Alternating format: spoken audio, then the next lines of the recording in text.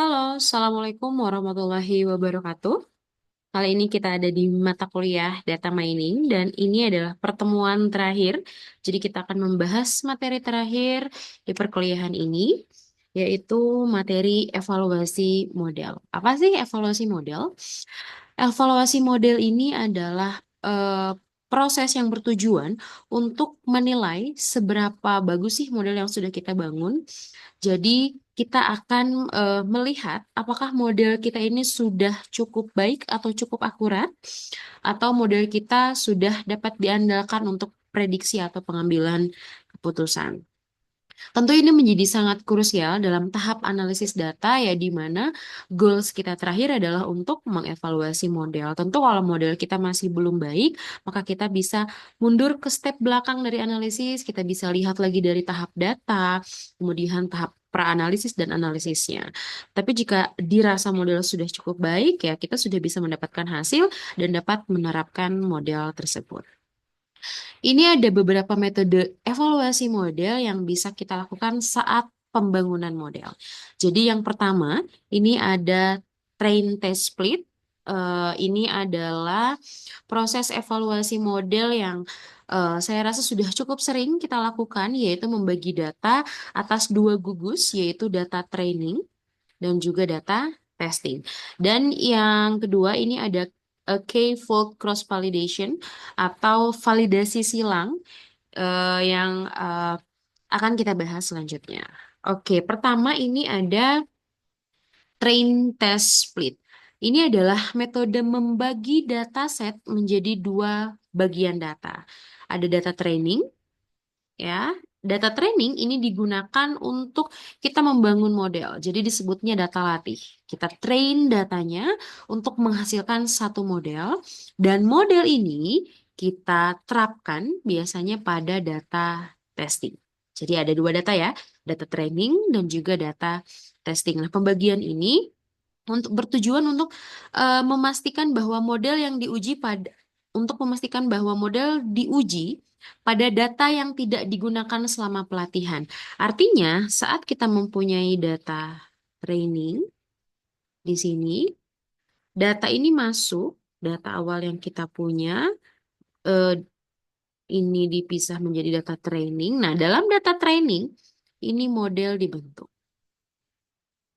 Nah, model ini yang akan kita uji tentu tidak menggunakan kembali data training, ya. Tidak menggunakan kembali data training, tapi model ini kita uji menggunakan data testing.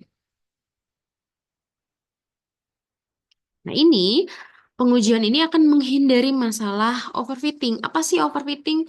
Yaitu eh, pemodelan yang terlalu bagus. Artinya ketika kita memodelkan menggunakan data training akurasinya sangat bagus, tapi saat kita terapkan ke data testing hasil akurasinya cukup jauh. Misalkan tidak terlalu bagus di angka 0,6 atau misalkan 60 persenan akurasinya sampai 70%, sedangkan data training bisa menghasilkan akurasi 90-an persen, tandanya di sini overfitting terjadi.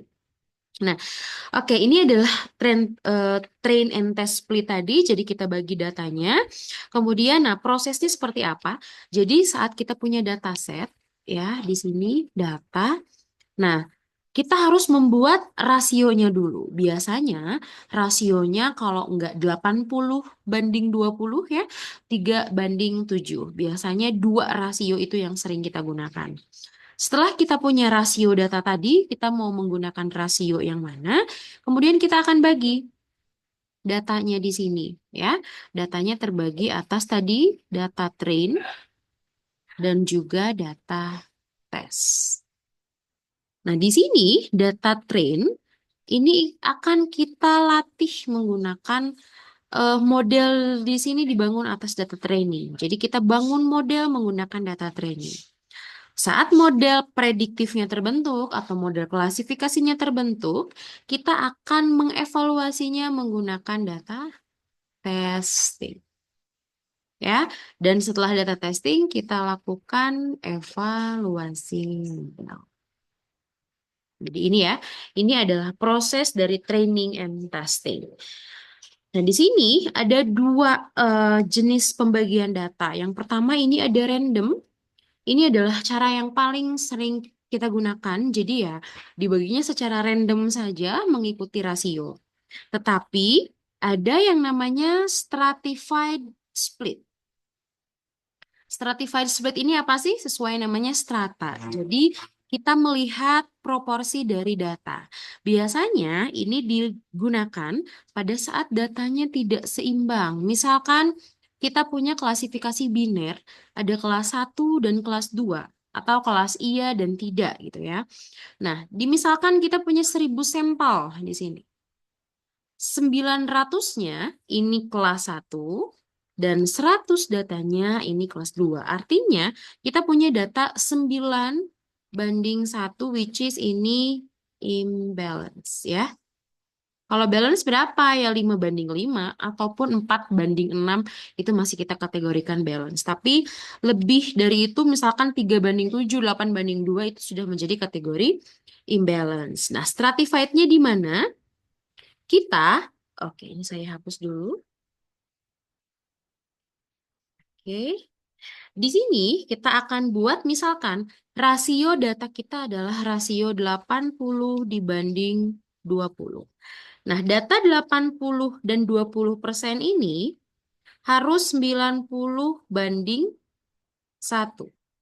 Oh, sorry, 90:10 dan yang 20 juga perbandingannya 90:10.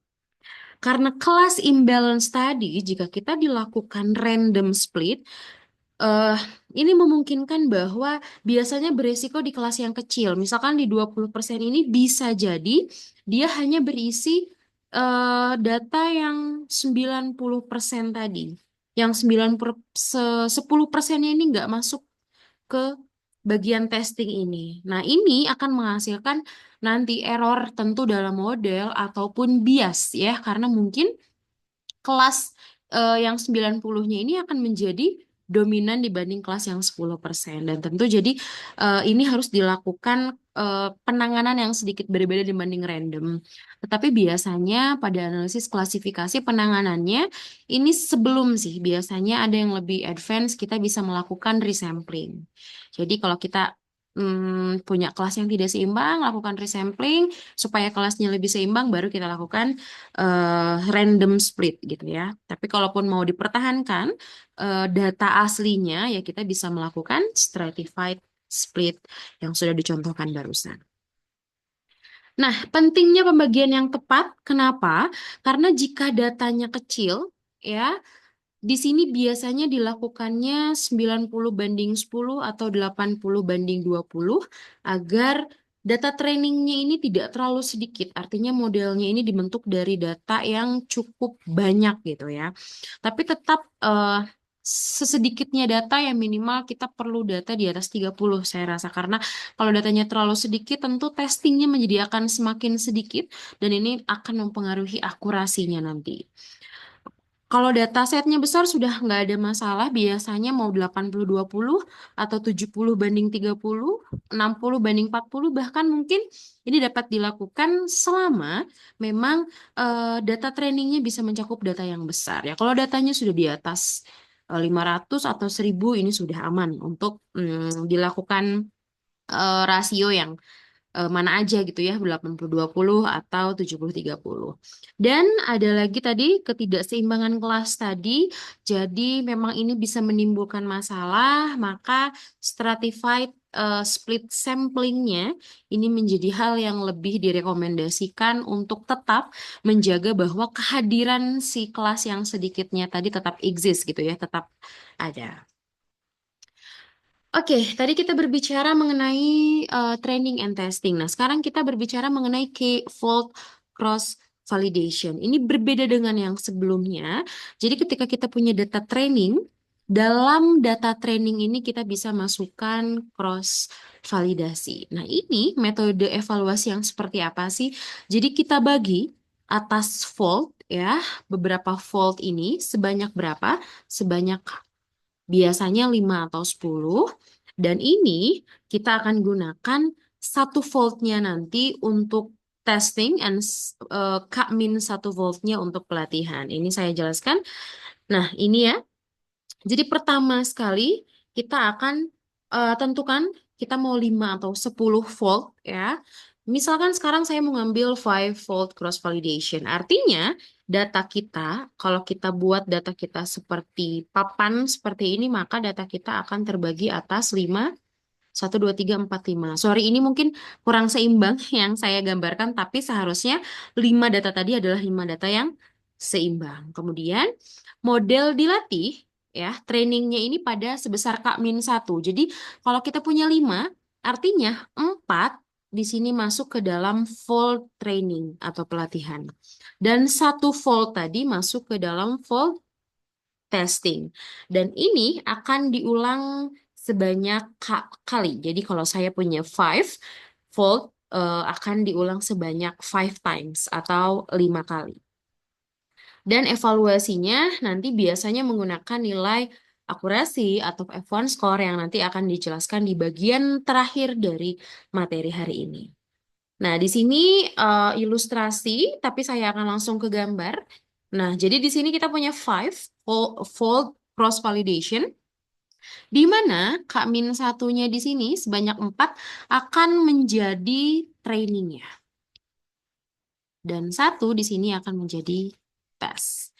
Nah, ini untuk iterasi 1, maka iterasi 2, keadaan tesnya ini berubah. Yang awalnya di fold 1 berubah menjadi fold 2. Maka sisanya di sini akan menjadi training.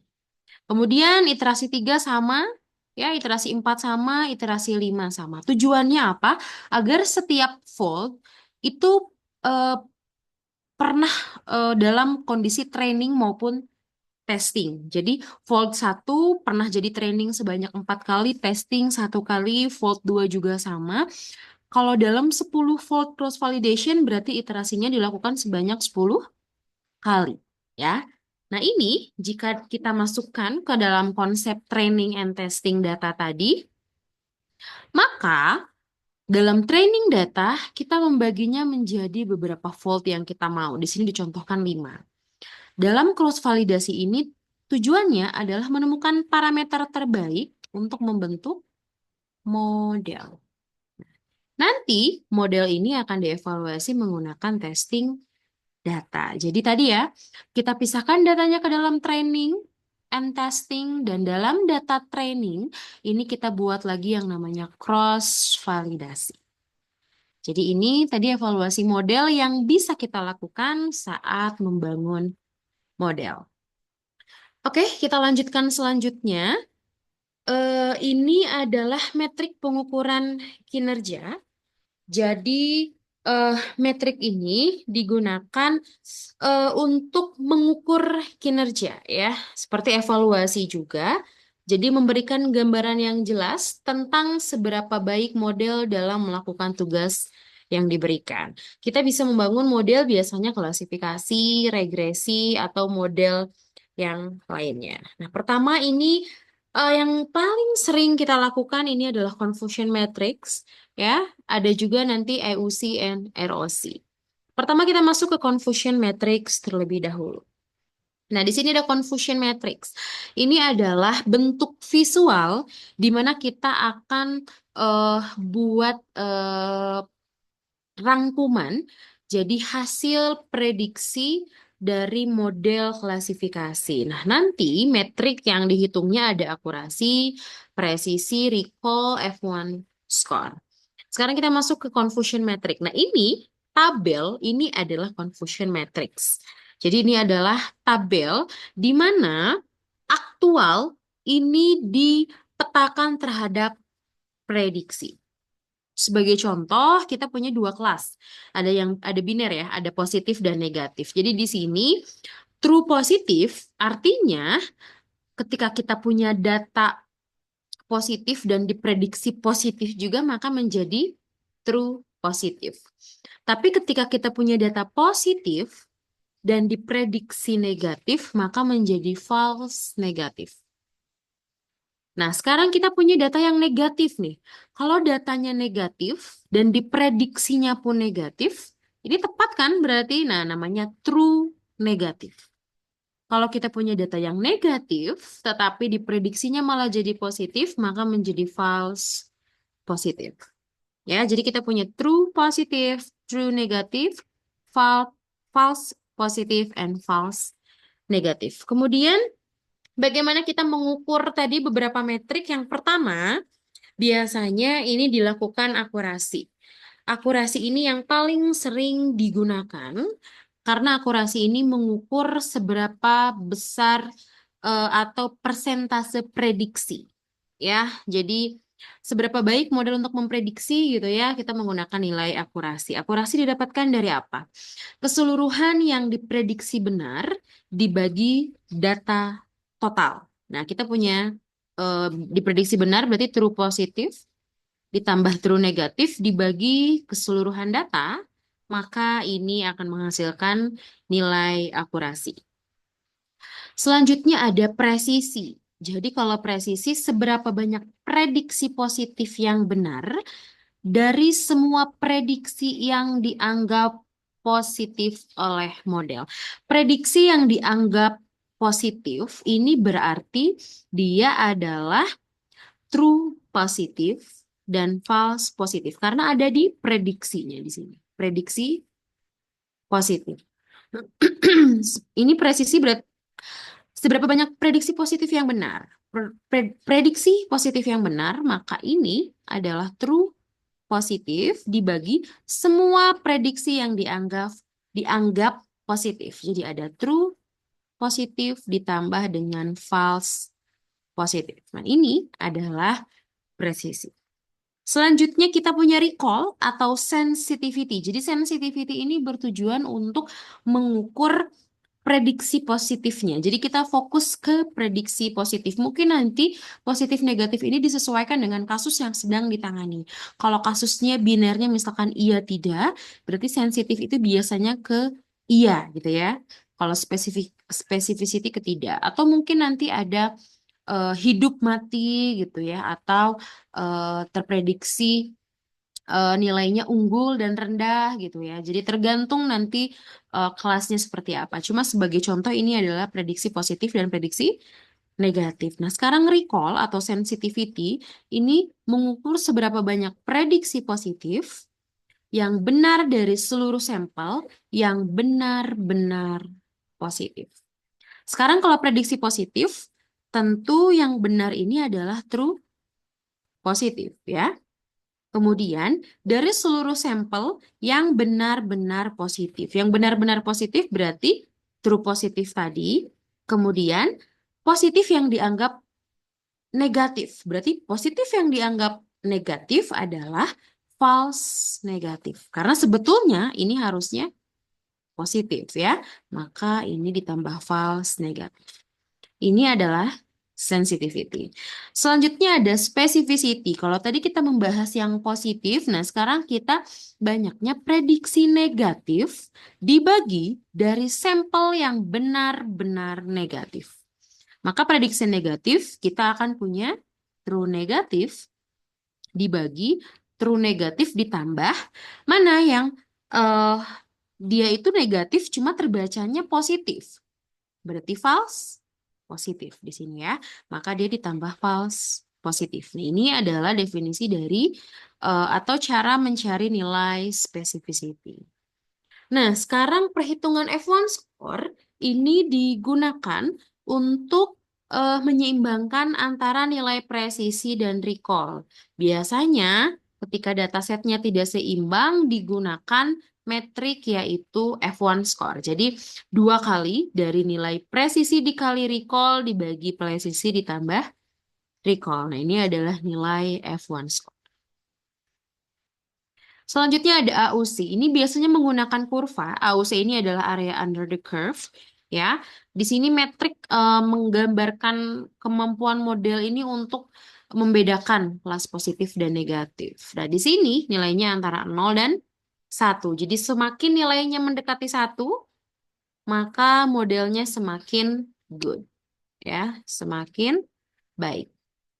Nah, di sini ada kurvanya, di mana kita bisa lihat bahwa ketika dia model dianggap baik, kurvanya akan cenderung dia cembung ke atas. Jadi perfect classifier ada di sini. Ya, di mana nilai true positive rate-nya ini semakin tinggi, sedangkan false positive rate-nya semakin rendah. Jadi, ketika nilainya dia cenderung miring, ya, miring di warna hijau ini, dia menjadi random classifier atau modelnya tidak bisa membedakan ya antara positif dan negatif. In between, ada di tengah-tengah ya. Ada di tengah-tengah positif atau negatif. Jadi, semakin besar true positive rate-nya, maka modelnya akan semakin baik, atau nilai AUC-nya mendekati 1, maka nilainya akan semakin baik. Oke, kita lanjutkan. Masih membahas metrik. Kali ini adalah pengukuran kinerja model regresi. Kalau sebelumnya nilai model klasifikasi, nah kalau regresi ini ada nilai MAE, MSE, RMSE, dan koefisien determinasi. Pertama, kita punya MAE. Apa sih MAE itu?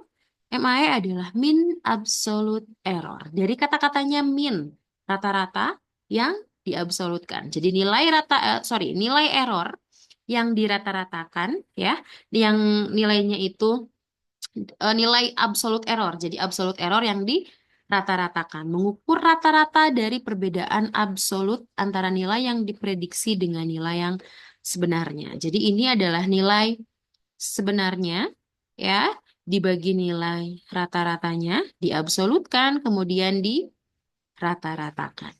Ya, kelebihannya apa? Mudah dipahami dan menghasilkan nilai absolut sehingga tidak bergantung pada prediksi yang rendah atau tinggi. Tetapi juga ini punya kelemahan, jadi tidak memperhitungkan bobot kesalahan prediksinya. Jadi biasanya eh, prediksinya mau beda mau enggak itu tidak dianggap terlalu penting gitu ya dalam mean absolute error ini. Ada lagi mean square error, artinya error yang di square atau dikuadratkan kemudian dirata-ratakan. Jadi mengukur rata-rata dari kuadrat perbedaan antara nilai yang diprediksi dengan nilai yang sebenarnya. Nah, di sini MSE ini memberikan bobot yang lebih besar daripada prediksi yang jauh dari nilai sebenarnya. Nah, makanya MSE ini dianggap lebih sensitif ya untuk mengukur perbedaan. Ada lagi RMSE atau root mean square error. Di sini adalah akar kuadrat dari MSE. Nah, biasanya ini lebih banyak digunakan karena memang data yang dihasilkan ini satuannya sama dengan data asli. Ya, jadi RMSE-nya kebayang kalau data kitanya misalkan ratusan. RMSE-nya yang dihasilkan itu misalkan dalam bentuk satuan, maka kebayang oh kecil ya karena dibandingkan dengan ratusan gitu. Jadi ini paling enak gitu ya digunakan karena satuannya sama dengan data asli. Kemudian, nah di sini, jadi di sini ya kelebihannya, metode evaluasinya yang paling umum digunakan adalah root mean square error. Yang terakhir ada koefisien determinasi, ini adalah R square atau korelasi yang dikuadratkan.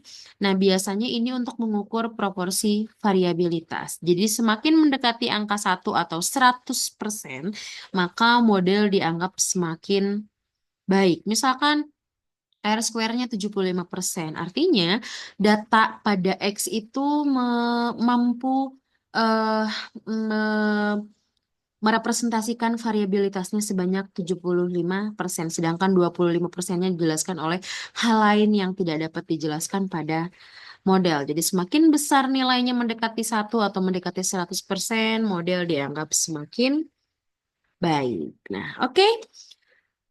Ini adalah part terakhir. Ini adalah pengukuran kinerja menggunakan model untuk model clustering ada silhouette score dan Davis-Bowden index. Untuk silhouette score ini mengukur seberapa baik setiap titik data berada dalam klasternya dibandingkan dengan jarak titik tersebut ke klaster lainnya. Jadi di sini A adalah rata-rata jarak titik ke semua titik lainnya, ya. Sedangkan B di sini adalah rata-rata jarak ke titik-titik dalam klaster terdekat yang berbeda. Nah, siluet score ini nilainya antara -1 sampai 1. Nilainya mendekati 1 menunjukkan bahwa objeknya itu sangat cocok di klaster tersebut gitu. Jadi sudah tepat. Kalau nilainya mendekati -1, artinya objek tersebut salah untuk ditempatkan di situ. Jadi dia tidak tepat berada dalam klaster tersebut. Kalau nilainya 1, objeknya eh, terletak di antara dua klaster yang serupa. Jadi kalau nilainya 0 ini bingung nih, dia mau ke yang A atau yang B gitu ya. Nah, biasanya sih nilainya memang jarang di 0, biasanya dia merujuk ya antara ke -1 atau ke 1. Selanjutnya ada Davis-Baldwin Index. Nah, ini metrik yang mengukur sejauh mana klaster berbeda satu sama lain. Jadi, dia menghitung rasio antara jarak antar klaster dengan seberapa rapat klaster tersebut. Nah, ini tidak ada patokan khusus nilainya. Biasanya nilai DBI lebih rendah menunjukkan bahwa klaster lebih terpisah dan lebih kompak. Artinya, semakin rendah nilai Davis-Baldwin Index ini, klasternya semakin baik. Jadi, kalau nilainya tinggi, menunjukkan kalau klasternya itu tumpang tindih. Artinya kurang terpisah. Kalau misalkan kita buat di sini gambar, titik-titiknya di sini gitu ya, ini titik-titiknya di sini, menjadi klaster dua klaster terpisah, ini maka Davis-Baldwin Index-nya bagus. Tapi kalau kita buat di sini data, di sini data, di sini klaster gitu ya, di sini ada klaster. Dia ada tumpang tindih biasanya menghasilkan nilai DBI yang lebih tinggi ya. Oke, itu adalah materi dari evaluasi model.